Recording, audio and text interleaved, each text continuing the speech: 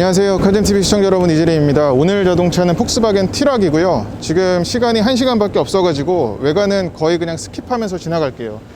티락은 폭스바겐에서 나온 콤팩트 SUV지만은 골프 베이스로 갖다가 만든 그 모델이기 때문에 쉽게 생각하시기에는 뭐 현대 코나 그렇게 생각하시면 될 것 같습니다. 그래서 사이즈는 제가 정확히 캡션으로 남겨드리겠고, 우리나라에는 지금 가장 베이스 모델은 들어오지 않아서 이 안개등 위로 방향지시등이 자리를 잡았고요. 저건 데이라이트 기능을 하는데 이쪽을 보시면 알 수가 있습니다. 방향지시등과 데이라이트를 같이 겸하는 램프예요. 그리고 바로 그저께 보여드렸었던 파사트 GT에 들어갔었던 IQ 라이트는 들어가지 않았고 일반 램프가 들어가서 그냥 제논 헤드라이트입니다. 또 뭐 요즘 폭스바겐 차처럼 이 그릴 엠블렘은 이제 3D가 아니라 2D로 바뀌었죠. 그것도 그대로 적용이 됐고, 콤팩트 SUV지만 좀 더 힘있게 느껴지는 거는 여느 폭스바겐 차와 마찬가지로 이런 직선 요소들을 굉장히 많이 써가지고, 엔진 보닛도 마찬가지고, 이 옆에 캐릭터 라인은 티구안에서 봤었던, 하지만 티구안보다는 그렇게 세게 찝지 않았어요. 좀 얕게 찝었다는 것을 알 수가 있고요. 지금 여기가 자연광이 아니라서 차 색깔이 제대로 안 보이실 텐데, 제가 이 색깔, 이 그레이 컬러는 캡션으로 남겨드리겠습니다. 이번에 그리고 티락 같은 경우는 아무래도 콤팩트 SUV다 보니까 좀 밝은 유채색을 많이 들여왔어요. 우리나라에서 못 봤던, 폭스바겐 차에서 못 봤던 저런 빨간색, 파란색이 있고, 모든 색깔이 여기 다 있는 건 아니네요. 근데 이 차도 이 어두운 색깔이 꽤 좀 차를 단단하게 만드는 게 아닌가 싶습니다. 눈대중으로 봤을 때는 콤팩트 SUV지만 충분히 뭐 패밀리 SUV를 쓸 수 있는 그런 사이즈가 아닌가 싶고, 얘가 전장 대비, 전장은 지금 4.2m가 좀 넘는데 휠베이스는 그거 대비해서 좀 꽤 길게 뽑았거든요. 그래서 앞뒤 오버행을 보더라도 꽤 짧은 걸 알 수가 있습니다. 그래서 이것 때문에 거주성도 좋을 것 같고, 옆에서 보면 일단은 2열부터 2열 도어는 그래도 제법 넓게 열립니다. 그래서 이건 뭐 사람 드나들 적에 좀 용이하겠죠. 1열 시트는 제가 한번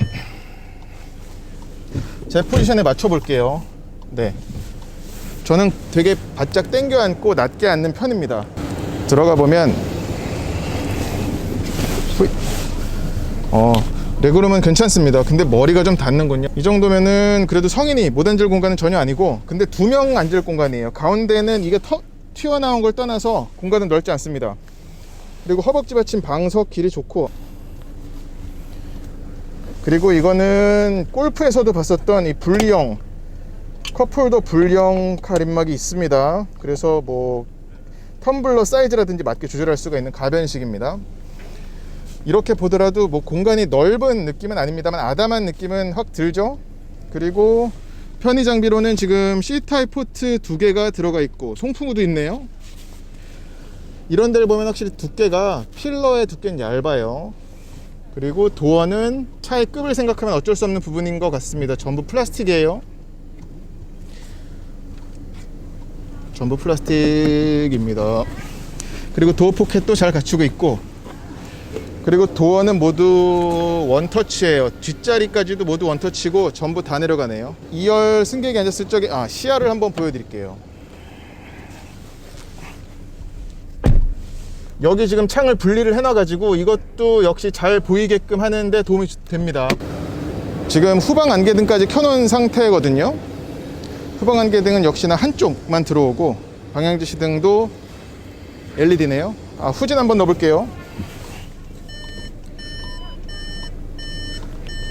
엠블렘이 올라가면서 카메라가 드러나나 보죠. 예. 뒤쪽 디자인을 보자면 좀 깎였죠.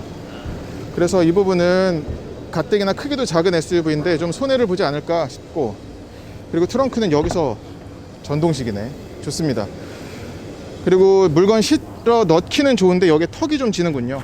예, 손바닥 하나 정도 턱이 지고, 그리고 바닥, 이 공간이 되게 좋네. 이거 2단일 것 같은데요. 예. 네, 이렇게 해서 2단으로 쓸 수도 있는 트렁크 공간이 나옵니다. 2열 시트 접어 볼게요. 2열 시트를 접어도 뭐 요즘 차박하거나 그럴 누울 공간은 안 나옵니다. 그리고 트렁크 쪽에는 별도의 레버는 없는데 이 길이 자체가 짧다 보니까 여기서 얼마든지 충분히 성인이 넘길 수 있는 공간이 나오고, 네, 많이 어둡긴 한데 성인 2명이 여행 가기엔 충분한 공간이 아닌가 싶습니다. 폭스바겐 티락의 인테리어입니다. 인테리어는 여느 폭스바겐 차처럼 아주 단정하고 심플하죠. 간단하죠.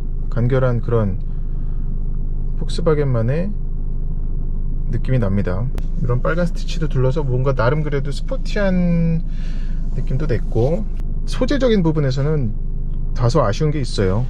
요즘은 이런 콤팩트 SUV에서도 많이 좀 소프트한 소재들을 많이 쓰잖아요. 근데 티락은 전부 그냥 플라스틱입니다. 그리고 도어도 마찬가지고, 도어도 전부 플라스틱이고, 이제 암레스트 이쪽 상박에 닿는 곳은 가죽을 그래도 일부 둘렀습니다. 바로 전에 보여드린 파사트 GT 대비해서 뭔가 디자인은 괜찮은데, 그러니까 눈으로 볼 땐 즐거워요. 눈으로 볼 땐 괜찮아요. 근데 손이 닿는 순간 뭔가 약간 고개를 갸우뚱하게 되는 게 있습니다. 그리고 얘도 파사트 GT에서 봤었던 그 커다란 디스플레이가 들어갔어요. 그래서 지도도 전체를 띄워주기도 하고, 아예 이렇게 4개로 쪼개가지고 주행 가는 거리, 뭐 라디오, 그리고 시간, 연비 이런 것들 보여주고요. 에이다스 기능도, 이 기능은 이제 파사트 GT랑 거의 흡사하다고 보시면 되겠습니다. 보면 이제 저런 것들이 들어갔죠. ACC 속도 제한계, 그리고 블라인드 스팟, 리어 트래픽 경고, 프론트 어시스트까지 들어갔습니다. 그리고 시프트 패들도 갖추고 있어요. 오픈은 시프트 패드를 당겨서 다운 시프트, 업 시프트 가능한데, 오른쪽은 3초 정도, 2초 정도 당기고 있으면 오토매틱으로 다시 돌아갑니다. 센터 페시아를 좀 보자면 운전석 쪽으로 좀 틀어져 있죠. 그래서 아무래도 티락은 운전자의 초점이 맞춰진 SUV라는 것을 알 수가 있고, 그리고 여기는 제스처 컨트롤도 적용이 됐어요. 이렇게 아예 목적지를 정할 수도 있군요. 원하는 목적지로 갈 수도 있고, 이건 좋습니다. 쓱쓱 안되네. 예. 이거 되는데, 근데 이게 지문이 굉장히 많이 묻습니다. 그거는 공통되게 아쉬운 부분이에요. 뭐 투아렉, 파사트 GT, 또 티락, 티구안 할 것 없이 전부 아쉬운 부분. 예, 보이스로 하면은 라디오 켜줘. 죄송하지만 지금은 음악을 선택하실 수 없습니다. 나중에 다시 한번 시도해 주세요. 그래. 버튼 간결하고요. 온도는 0.5도씩 조절할 수 있고 독립식입니다. 그리고 열선 시트만 들어갔어요. 그리고 스티어링 휠 열선은 빠졌군요. 티락엔 스티어링 휠 열선은 없습니다. 그리고 여기 스마트폰 무선 충전 패드가 있고, 그리고 C타입 포트 2개가 이쪽에 자리 잡았죠. 그리고 7단 DSG, 이제 DSG라고 쓰지 않죠. 어디에도 표기하지 않아요. 폭스바겐에게 듀얼 클러치는 당연하게 된 것 같아요. 그리고 여기는 뭐 하이글로시는 이렇게 들렀지만 손이 많이 닿진 않습니다. 괜찮아요. 그리고 전자식 파킹 브레이크나 오토홀드 버튼, 그리고 수납 공간은 아무런 마감이 안 돼 있고, 암레스트 확장됩니다. 센터 암레스트 확장 가능. 예, 글로브 박스는 되게 큽니다. 근데 여기 역시 마감은 아무것도 없어요. 예, 티락 2열에 앉았습니다. 2열에 앉았는데 1열에 앉았을 때보다 2열에 앉았을 때 승차감이 현저히 차이가 나네요. 1열에서는 그냥 가끔은 그리고 딱딱하게 느껴지는 정도였는데, 그냥 2열 승차감은 일관되게 딱딱한 수준입니다. 이런 속도방지 턱 같은 경우는 웅덩이 같은 데 떨어질 적에도 그냥 텅텅 떨어지는 그런 느낌. 네. 안에 앉은 사람들이 즐거워할 수도 있고, 아니면 되게 좀 장거리 가면 피로도가 많이 느껴질 그런 승차감이에요. 지금도 보시죠. 다시 자세를 잡는데 동작이 간결하다고 할 수도 있지만, 아니면 그냥 완충을 안 하고 그냥 끝내버린다고 해도 될 것 같을 만큼, 그런 게 있습니다. 얘는 그리고 서스펜션은 토션빔이에요. 후륜은 앞에 스트럿, 뒤에 토션빔. 그리고 2열에서도 이렇게 1열에서의 발생하는 그런 엔진룸에서 발생하는 소음이 그대로 들어오네요. 티락의 인테리어인데, 인테리어는 뭐 이런 쇠도 지금 이 차는 G색이라서 잘 구분이 안 되는데 여기도 다 쇠입니다. 쇠는 이렇게 드러난 거는 차급을 생각하면 이해할 수 있는 부분이죠. 그리고 시야도 나쁘지 않아요. 시야적인 부분 좋네요. 이 창문도 다 내려가는데 소리가 엄청 엄청 크죠. 뭐야? 아, 이게 버튼식이군요. 이게 독서등이. 시트가 두께가 얇아요. 두께도 얇고, 이게 지금 6대4 시트인데 보면 굉장히 얇죠. 얇고 거의 고추 서 있는 걸 알 수가 있습니다. 네, 이제 티락 시승을 해보겠습니다. 얘는 엔진은 우리나라에 단일 트림으로 들어왔어요. 150마력짜리 2리터 터보 디젤 엔진이고, 이 엔진은 티구안에도 들어갔었던 그 엔진입니다. 그리고 변속기는 이제 8단 DSG, 7단 DSG. 제가 그저께 파사트 GT 시승기에서 변속기가 바뀌지 않았다고 말씀드렸는데 달라졌습니다. 아, 얘는 아직도 그리고 원터치 엔진 시동이 아니에요. 꾹 누르고 있어야 됩니다. 아, 시에도 안 닿네. 죄송해요. 아, 원터치예요. 아, 근데 멈춰있으면 이게 최근에 만났었던 디젤차 중에 가장 솔직하군요. 모든 그런 사운드를 아주 진실하게 전해줘요. 야, 이 넘어가는 느낌도 딴딴 내지 딱딱하다고 느낄 분도 있겠어요. 이런 방지턱을 넘어보자마자 느껴지는 건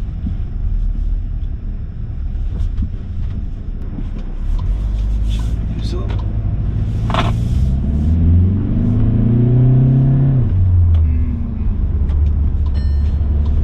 초반 출발할 적에는 지금 뭐 엑셀링을 적극적으로 했을 경우에는 그래도 그 DSG 특유의 머리 끄당기면서 변속하는 그런 느낌은 나오진 않네요. 처음 정차했을 때는 정차간에는 이런 디젤 엔진 특유의 갈갈거림, 떨림 모두 잘 느껴지고요. 근데 달리면은 익히 여느 디젤 차처럼 뭐 잦아드는 건 분명히 있고, 아까 외관 설명할 적에 얘는 골프를 좀 키운 차라고 보면 되신다라고 말씀드렸는데, 주행 질감적인 부분에서는 그래도 대번에 그래도 껑충한 SUV 느낌은 나네요. 지금 뭐 이런 휘몰아치는 꼬불꼬불한 길을 돌아보진 않았지만 평지를 달리면서도 약간의 이런 그래도 높은 차에 올라서 이런 아래 위 발생하는 움직임은 느껴집니다. 지금 저런 모터사이클이 지나가기만 해도 이런 소리는 잘 들어오네요. 옆에서 들어오는 소리도 꽤 있고, 유리도 좀 얇은 편이에요. 그리고 오늘 시승차는 지금 4천만원짜리 가장 비싼 최상위 트림입니다. 콤팩트 SUV인데 4천만원이면은 경쟁차가 많죠. 이런 뭔가 좀 불규칙한 노면을 만났을 때는 자세를 그래도 잡는데 허둥대는 느낌은 들지 않습니다만, 그래도 이런 SUV만의 아래의 좌우 움직임은 잘 전달해 줍니다. 아래에서 아예 감춰버리거나 그런 수준은 아니에요. 얘가 그리고 ISG가 0 되기 전에 지금 보자면 한 5, 6km 정도, 시속 5, 6km 정도에서 꺼져요. 그러니까 이것도 어떤 더 적극적으로 효율성을 끌어올리기 위한 그런 움직임이라고 할 수가 있겠고, 에이다스 센서가 들어가 있어서, 그러니까 뭐 국내 제조사 현대기아차들은 보면은 앞차가 출발하면은 앞차 출발했다고 띵 하면서 띄우는 기능까지인데, 폭스바겐은 지금 파사트 GT도 그렇고 앞차가 출발하면 그걸 인식을 해가지고 시동을 걸어버리거든요. 그러니까 좀 더 빨리 ISG 활성화, 비활성화를 하는 걸 통해서 지금도 한번 의도적으로 볼게요.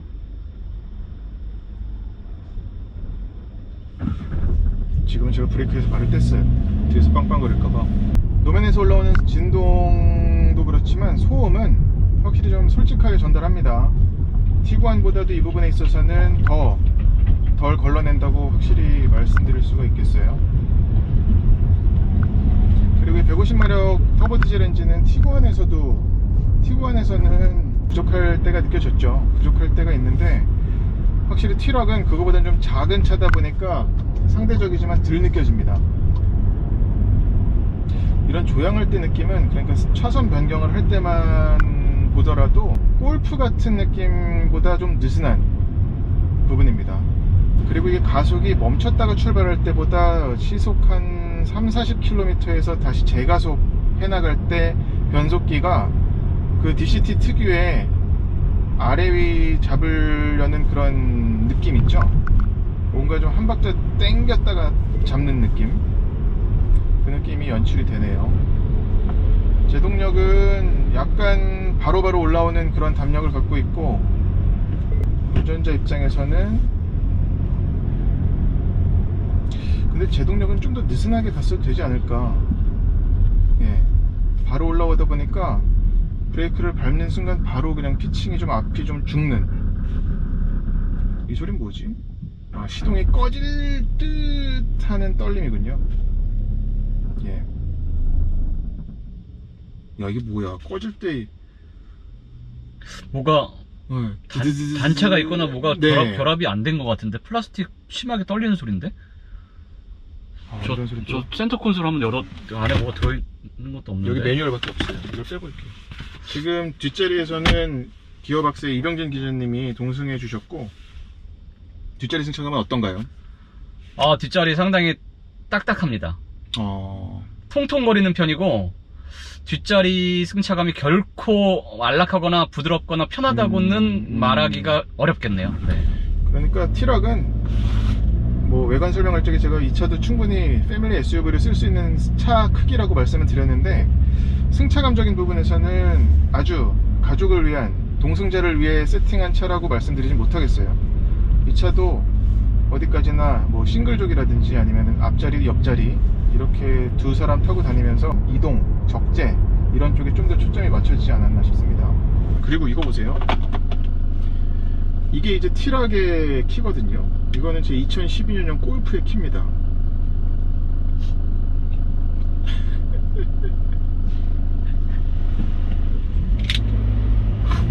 이 폴딩이 좀 달라졌네. 가로 세로가.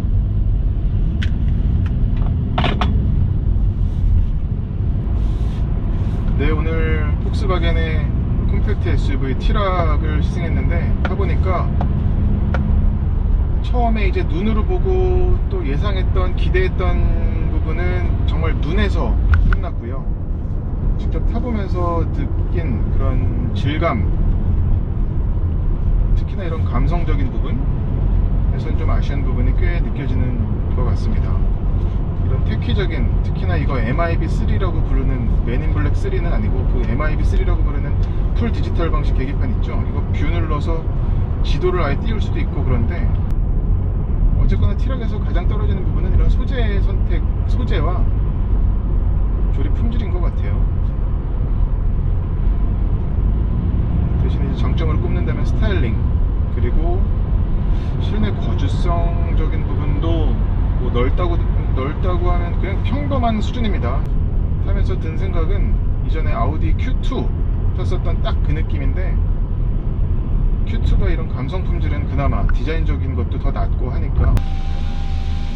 창문 열었는 소리가 왜 이렇게 커? 앞에도 그래? 네. 뒤에가 그냥 시원하고.